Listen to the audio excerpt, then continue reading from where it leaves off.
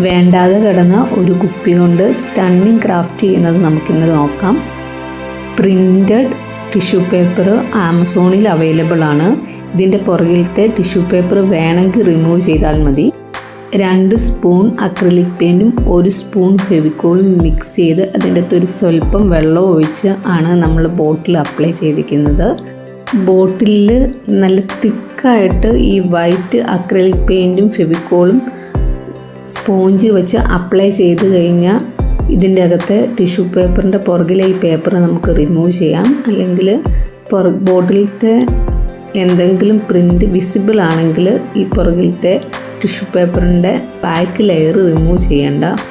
ബോട്ടിലിൽ apply ചെയ്ത paint ഉണങ്ങുന്നതിന് തൊട്ട് മുമ്പ് വേണം ഈ ഡെക്കറേറ്റീവ് ടിഷ്യൂ പേപ്പർ അതിൽ ഒട്ടിക്കാൻ. അല്ലെങ്കിൽ പിന്നെയും പെയിൻറ്റിൻ്റെ മുകളിൽ ഒരു കോട്ട് ഫെവിക്കോൾ അപ്ലൈ ചെയ്തിട്ട് വേണം ചെയ്യാൻ.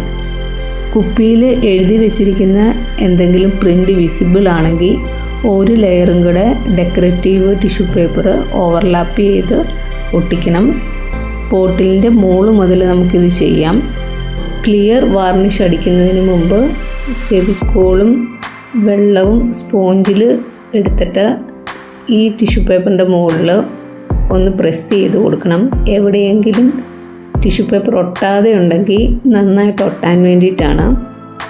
ബോട്ടിലിൻ്റെ മുകളിൽ ക്ലിയർ ടിഷ്യൂ പേപ്പർ വേണേലും ഉപയോഗിക്കാം, അല്ലെങ്കിൽ പ്രിൻ്റഡ് വേണേലും ഉപയോഗിക്കാം. അത് നമ്മുടെ ഇഷ്ടത്തിന് അനുസരിച്ച് ചെയ്താൽ മതി. ഈ ബോട്ടിൽ ക്രാഫ്റ്റ് ഇഷ്ടപ്പെട്ടു കഴിഞ്ഞാൽ മറക്കാതെ ഒന്ന് സബ്സ്ക്രൈബ് ചെയ്ത് സപ്പോർട്ടും കൂടെ ചെയ്യണേ. ഇത് ചെയ്യുമ്പോൾ ശ്രദ്ധിക്കേണ്ട കാര്യം, ടിഷ്യൂ പേപ്പറിൽ എങ്ങും നമ്മൾ കൈകൊണ്ട് തൊടരുത്. അവിടുത്തെ ടിഷ്യൂ പേപ്പർ ഇളകിപ്പോരും. അറിയാതെ എവിടെയെങ്കിലും കൈ തൊട്ട് കഴിഞ്ഞാൽ ടിഷ്യൂ പേപ്പറിൻ്റെ ഏകദേശം ആ പ്രിൻ്റുള്ള ഭാഗം ഒന്നുകൂടി ഓവർലാപ്പ് ചെയ്ത് അവിടെ ഒട്ടിച്ചാൽ മതി.